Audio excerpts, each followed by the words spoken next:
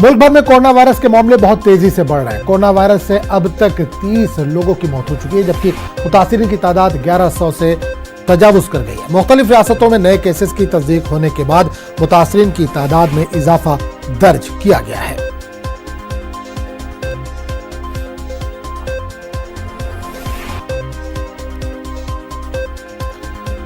तो नाज़रीन, आपको बता दें कि मुल्क में कोरोना वायरस के मामले में तेजी से इजाफा हो रहा है। तादाद बढ़ती जा रही। कोरोना वायरस से अब तक 30 लोगों की मौत हो चुकी है, जबकि मुतासिरीन की तादाद 1100 से जायद हो गई है। मुख्तलिफ रियासतों में नए केसेस की तस्दीक होने के बाद मुतासिरीन की तादाद में लगातार इजाफा दर्ज किया जा रहा है। हमारे नुमाइंदे अनिल इस वक्त हमारे साथ जुड़े हैं। अनिल, कोरोना वायरस के ताल्लुक से अगर हम बात करें तो तादाद में लगातार हम देख रहे हैं इजाफा हो रहा है। मरने वालों की संख्या 30 पहुंच चुकी है। निश्चित तौर पर इससे पहले ही आशंका जताई जा रही थी कि आजम ये संख्या आने वाले समय पे बढ़ेगी। जैसे ही ये एक संक्रमण रोग है, जैसा हम सभी जानते हैं, तो ऐसे में जैसे ही कांटेक्ट होता है खास करके पॉजिटिव मरीज के साथ, तो संक्रमण होने की आशंकाएं काफी बढ़ जाती है। और इसी कड़ी में हम देख पा रहे हैं कि आज संख्याएं लगातार बढ़ती जा रही है। जहां पिछले 10 दिन पहले 200 समथिंग संख्या से आज वो बढ़कर 1100 क्रॉस कर गई है। तो कहीं न कहीं 5 गुना से अधिक ये संख्या पिछले 10 से 12 दिन में इजाफा हम देख पा रहे हैं। दूसरी तरफ अगर हम दिल्ली की बात करें तो दिल्ली में भी हमने देखा कि पिछले 24 घंटे में 10 से अधिक ऐसे पॉजिटिव मरीज पाए गए। वहीं हम देख पा रहे थे कि करीब 49 की संख्या टच कर गई थी और करीब जो है वो उसमें 2 लोगों की अब तक डेथ हो चुकी है इस कोरोना पॉजिटिव महामारी की वजह से। और कुल संख्या अगर बात करें तो इसमें 72 ऐसे संख्याएं हैं जो दिल्ली से केवल इसमें पॉजिटिव पाए गए हैं। सबसे बड़ी बात यह है कि सबसे बड़ी चुनौती ये है कि इसको कैसे सामुदायिक संक्रमण से इसको रोका जा सके, क्योंकि कहीं न कहीं इसे सामुदायिक संक्रमण से अगर नहीं रोका गया तो महामारी कहीं न कहीं एक महा विकराल रूप ले सकता है। तो ऐसे में सरकार की भी कोशिश शुरुआत से यही रही है कि इसको सामुदायिक संक्रमण से रोका जाए। बिल्कुल अनिल, जिस तरह से लॉकडाउन का एक अमल, एक प्रक्रिया शुरू की गई, लॉकडाउन पूरे मुल्क में किया गया 21 दिनों का, उसका ही असर है कि तादाद जो उतनी ज्यादा नहीं बढ़ रही है जिस तरह से बढ़नी चाहिए, उसको कंट्रोल कर लिया गया है।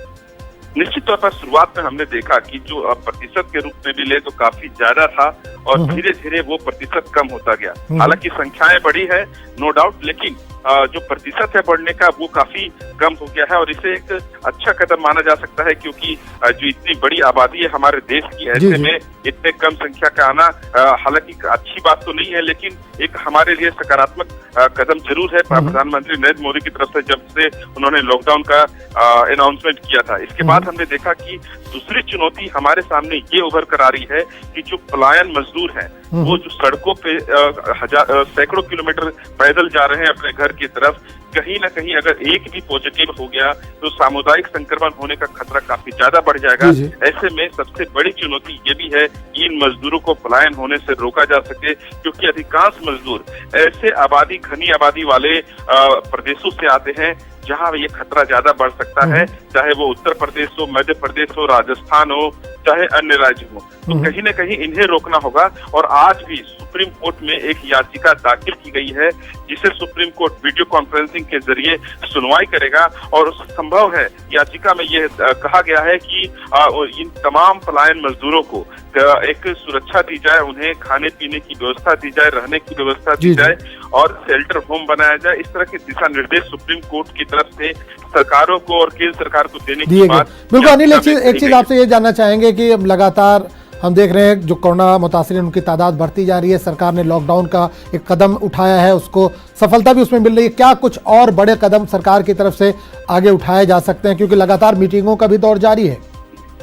जी, निश्चित तौर पर सरकार सबसे पहले 2-3 चरणों में काम कर रही है। एक, सामुदायिक संक्रमण को कैसे रोका जा सकता है, इसके लिए लॉकडाउन की घोषणा की गई। दूसरी तरफ जो पॉजिटिव पाए गए हैं उनका कैसे क्वारंटाइन करके ट्रीटमेंट किया जाए, क्योंकि हमने देखा कि काफी संख्या में लोग क्योर भी हुए हैं, उनका इलाज भी हो गया है और उनका उपचार पॉसिबल हो गया है। तो ऐसे में तीसरी बात यह होगी कि कहीं ना कहीं जो एसेंशियल चीजें हैं वो कैसे पहुंचाया जाए, क्योंकि हमने देखा कि खास करके जब संख्याएं बढ़ेंगी तो मेडिकल इंफ्रास्ट्रक्चर को हमें बढ़ाना होगा, और इसीलिए सरकार ने रेलवे पे भी हमने देखा कि एक कैसे आइसोलेटेड बेड और कोच बनाने की कवायद शुरू हुई थी। और इसी कड़ी में हमने देखा कि कई ऐसे प्रोडक्शन यूनिट है, चाहे वो रेलवे के प्रोडक्शन यूनिट हो या पीएसयू के प्रोडक्शन यूनिट हो, वो मेडिकल उपकरण बनाने शुरू कर दिए हैं, चाहे वो सैनिटाइजर हो, मास्क हो, वेंटिलेटर्स हो या फिर अन्य उपकरण। उन्होंने स्टार्ट कर दिया इन सारी चीजों के प्रोडक्शन को लेकर के,